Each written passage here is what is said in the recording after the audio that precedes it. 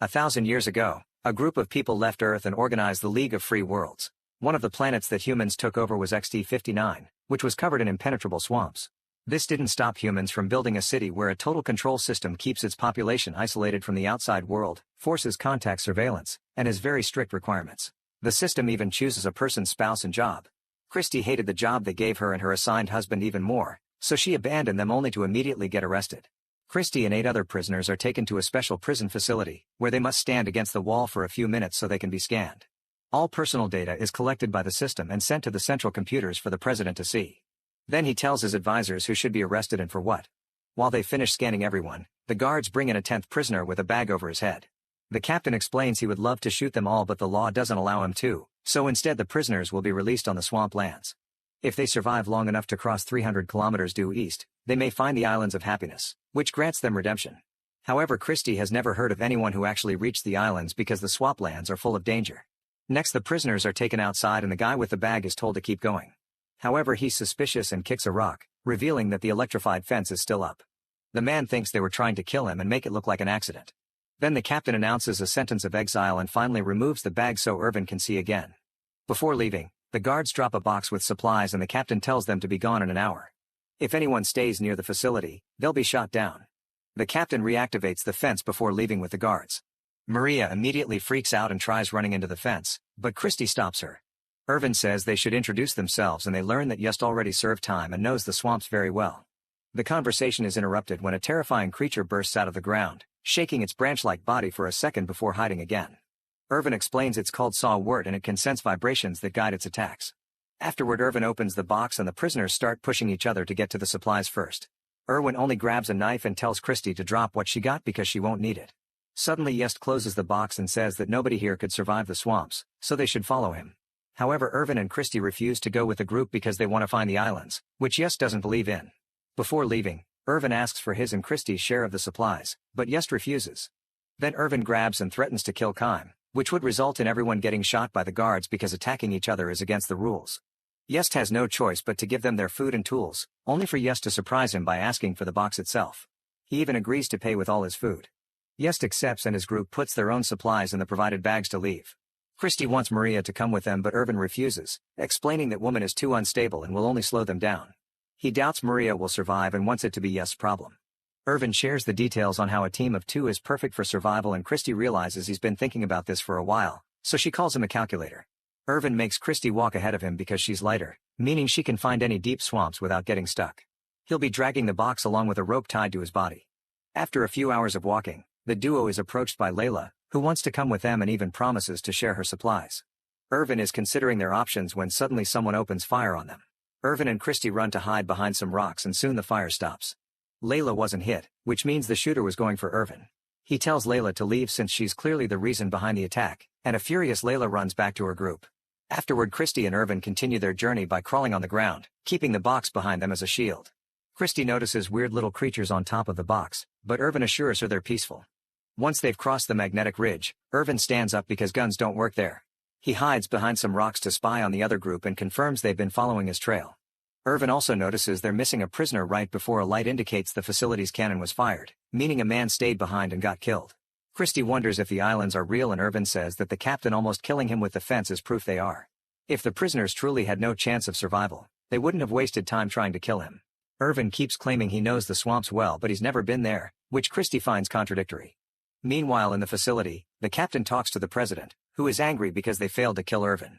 It's then revealed that the shooter had been Matthias, the prisoner who stayed behind. He was actually a guard working undercover and the cannon never killed him, it was all for show. Sometime later Christy and Irvin stop to rest and get some water. At that moment an electrified tentacle comes out of the ground and almost attacks Christy, but Irvin jumps on it with his cloak to stop it. The tentacle begins fighting back, wrapping itself around Irvin's body and slashing his chest. Following Irvin's instructions, Christy grabs the knife and cuts at the bottom, causing the underground creature to retrieve. Irvin decides to keep the severed tentacle to use it as a weapon. Afterward Christy cleans Irvin's wound while admitting her crime was murder. She tried to get a divorce permit and the government worker tried to molest her, so she acted in self-defense. They're interrupted by the arrival of the other group and when Just tries to steal the box, Irvin uses the tentacle as a whip to keep him at bay. Just's group steps back and the duo continues with their journey. Some hours later, Irvin notices that Just and his people are still following them. Christy wonders where the group is going if Yust doesn't believe in the islands, and Irvin theorizes they're heading to the Rotten Shoal, a former prison where social outcasts live. Suddenly Irvin notices a saw word emerging from the ground and tells Christy to lie down without moving or making a sound. The other group keeps on moving, causing the saw wort to sense their vibrations and start to send its branches up. Yust finally tells everyone to freeze, but it's too late. The huge saw wort bursts out and swings its body to attack. Most of the prisoners dodge it, but Maria and Chob get caught by the branches. Luckily Chob has a knife and immediately cuts the branch to free themselves, only for the creature to regenerate and create a monstrous structure in front of them. Yust reminds everyone to stay still, however Kime is terrified and runs away. A branch grabs him by the ankle and keeps him in place so the main body can descend on him, capturing Kime and taking him with it as it returns to its underground lair. While the other branches disappear as well, Christy calls Irvin out for not warning the others about the creature. Irvin reminds her they need to survive and forces her to keep going. At the facility, the president tells the officers he wants them to catch Irvin and bring him over, referring to him as the advisor. If they fail, the president will make the officers prisoners as well. Sometime later while Duo is resting, Christy hears a strange sound and turns around to find a terrifying view. There is a huge swarm of small creatures approaching them very fast. She immediately tries to run away, but Irvin stops her and drags her back. When a creature almost attacks them, Irvin destroys it with the whip, then he brings Christy into the box with him. The creatures soon reach their spot and stomp all over the box, making it shake like crazy. However, it's strong enough not to break and it keeps them both safe until the monsters are gone. Once they're sure it's over, the duo comes out and keeps traveling without the box. Soon they reach the actually swamps, so they use their poles to check the ground before taking another step. That way they can avoid sinking. Meanwhile Yust's group also reaches the area and Maria is having trouble to advance at a proper pace. Yust announces they're taking a break and Layla protests as she points out they'll lose Irvin's trail, but Yust doesn't care. Furious, Layla cuts off her end of the rope and tries to leave. Soon Yust is chasing after her, however he isn't paying attention and ends up falling into a swamp hole.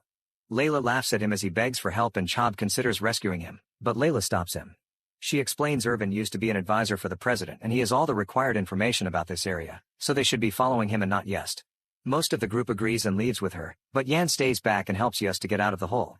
Later in the evening, Irvin catches a bunch of bugs and eats them raw, telling Christy to do the same if she wants to survive. Christy does it even though she finds the taste disgusting and Irvin clarifies boiling them would make them taste even worse. While they rest, Irvin finally shares why he was imprisoned. Layla was right, he used to be an advisor for the president, and he got caught when he tried to leak some information that would prove the corruption in the system. In the end Irvin surrendered himself, hoping to be exiled on purpose. He knew the system couldn't work without him, so disappearing would be the most effective way to destroy it.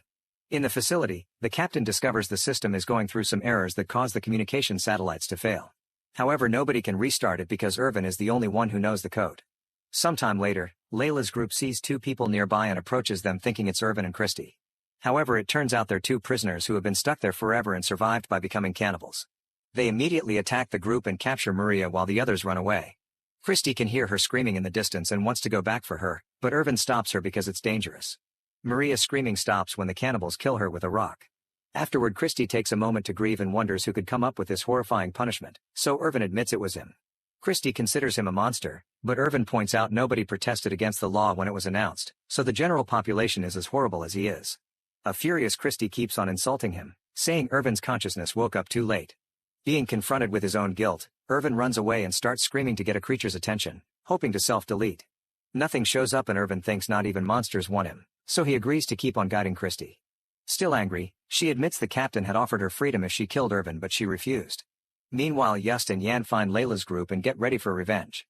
When Yust grabs Layla by the neck, she finally spills the beans. The captain had offered her freedom if she killed Irvin. To confirm her story, Valentine uses a scanner on her body and finds a tracker on Layla's ankle. Yust announces they must cut it off, so Layla tries to run away, only to suddenly fall. When she looks back, she discovers a cobweb-like creature grabbing her leg. Soon more strands come out of the ground and starts covering Layla until she can't move or breathe anymore. Yust takes control of the group again and they leave while the tracker sends a message to the captain. He's happy to learn Layla is dead and reveals he has an old-style gun that will work in the swamps area, so he sends Matias out with it. Back to the Yust group, they watch Valentine find a bag on the ground and open it. A black substance comes out and enters his body, instantly killing him and devouring the flesh on his face. Moments later Yan approaches Christy and Irvin, saying he's abandoned his group. Irvin doesn't believe him and he's proven right when an object hits him on the head, knocking him out. When Irvin wakes up, he discovers he and Christy have been captured by the remaining 3 prisoners. Yust explains they're near the entrances to the Rotten Shoal, but they need a plan to approach it or they may be ambushed. Irvin wants Christy to leave without him, but she refuses and kisses him. Afterward, Yust picks Irvin up and carries him in his shoulders while looking for an officer, hoping to make a deal. In the rotten shoal, Matthias and 2 officers arrive. They knock out a few prisoners hiding there and interrogate another one, who swears nobody new has shown up recently. Suddenly a crossbow is shot in the darkness, killing one of the officers. Matthias and the other guard immediately fire back, killing a bunch of prisoners and destroying half of the room. Outside, Chob is wandering alone and soon a saw-wurt's branches start surrounding him. When the officer comes out to investigate the noise, the saw-wurt attacks and captures him instead. In the struggle, his gun is accidentally fired and the random bullets hurt Chob's shoulder. The weapon falls as the creature disappears with the body. Meanwhile, Yust and Irvin get into the rotten shoal using a secret tunnel. Yust hides Irvin and goes to another room to meet Matthias, asking for a deal. Matthias agrees and gives him his gun as guarantee of his word. When Yust takes him to see Irvin, he's already gone. Matthias uses his scanner to find Irvin's location but keeps it to himself.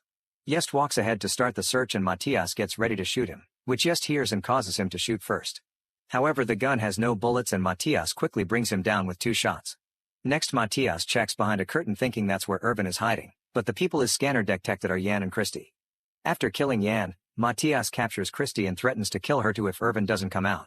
At that moment, Chob sneaks into the building too, bringing the other guard's gun. He meets with Irvin and they make a plan.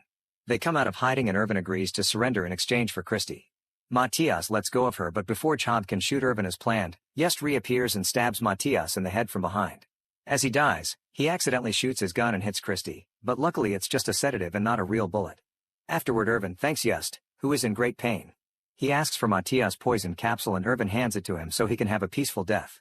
Sometime later, Christy, Irvin, and Chob make it to the shore and find small islands on the sea with nothing on them. Chob thinks it's over, but Irvin notices the islands are moving, meaning they aren't real islands. They're just pieces of the swamp carpet, and they're capable of supporting their weight. The trio chooses an island to board and uses their poles to push it away from the shore, hoping it'll take them to their freedom. At the facility, the president is scolding the captain for his failure when the systems start shutting down. The captain sends another officer after Irvin, hoping they still may have a chance to catch him. Back to the prisoners, Chob discovers his wound won't stop bleeding and at this rate he'll die soon.